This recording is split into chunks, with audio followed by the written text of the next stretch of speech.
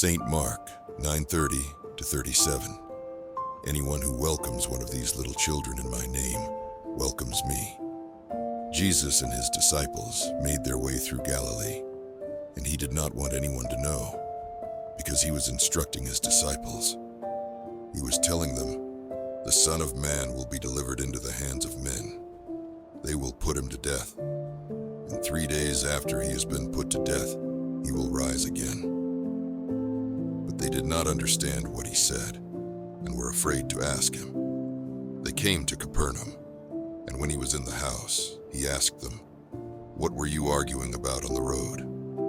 They said nothing, because they had been arguing which of them was the greatest. So he sat down, called the 12 to him, and said, "If anyone wants to be first, he must make himself last of all and servant of all." He then took a little child, set him in front of them, put his arms around him, and said to them, "Anyone who welcomes one of these little children in my name welcomes me. And anyone who welcomes me welcomes not me, but the one who sent me." Let's dive into this mind-blowing scripture as Jesus shares his prediction to his disciples. One of the most pivotal and profound moments in Christian teachings is when Jesus predicts his own death. This event is a cornerstone of the Christian faith, and its significance cannot be overstated. For many followers, Jesus' prediction of his own demise is a testament to his divine nature and the fulfillment of ancient prophecies. But have you ever stopped to think about what that must have been like for Jesus and his disciples? Jesus faced an incredible challenge in conveying this prediction to his disciples. I mean, can you imagine telling your closest friends and family that you're going to die a brutal and gruesome death? It's a message that's hard to accept, and it's no wonder that the disciples had a hard time wrapping their heads around it. In fact, Mark 10:32 to 34 tells us that Jesus took his 12 disciples aside and began to tell them what was going to happen to him in Jerusalem. But instead of understanding, the disciples were overcome with fear and uncertainty. Peter, in particular, was so distressed that he began to rebuke Jesus, saying, "Never, Lord, this shall never happen to you." This reaction is not surprising, given the cultural context of the time. In the ancient world, a messianic figure like Jesus was expected to be a victorious king, not a sacrificial lamb. The idea that the Messiah would be crucified was unthinkable, and it would have been difficult for the disciples to reconcile this prophecy with their understanding of Jesus' mission. Moreover, the disciples had just witnessed Jesus' triumphant entry into Jerusalem, where he was hailed as the King of Kings. It must have been jarring for them to hear that this same king would soon be executed.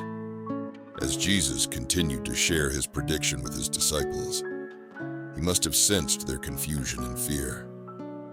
He knew that they didn't understand the full extent of his mission, and that his death would be a necessary step towards the salvation of humanity. Despite their skepticism, Jesus remained resolute, calmly and confidently sharing the details of his impending fate. The context of Jesus' prediction is fascinating, and it's clear that he chose a specific time and place to share this revelation with his disciples. He was on his way to Jerusalem, and he knew that his time on this earth was limited. The disciples, on the other hand, were still living in a world of denial, hoping that Jesus would somehow escape the fate that awaited him. But Jesus was determined to prepare them for the truth, no matter how difficult it was to hear. Jesus' words were like a weighty burden that hung in the air, waiting to be absorbed by his disciples. He shared the details of his death with a sense of detachment, as if he had already surrendered to the will of God.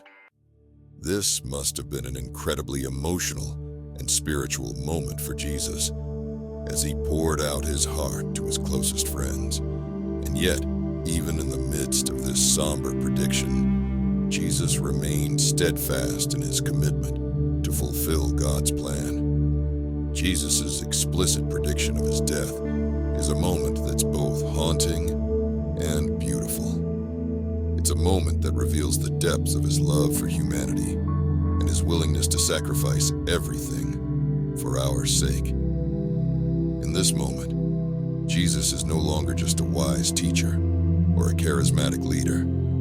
He's the Son of God, who's about to embark on a journey that would change the course of history forever. As we reflect on Jesus' prediction of his own death, we're reminded of the profound significance of this event in Christian teachings. It's a moment that underscores the sacrificial nature of Jesus' mission and the incredible love that he showed to humanity through his death and resurrection. Thanks for joining me on this journey into the mind-blowing predictions of Jesus about his own death. If you've got thoughts on this topic, be sure to share them in the comments below.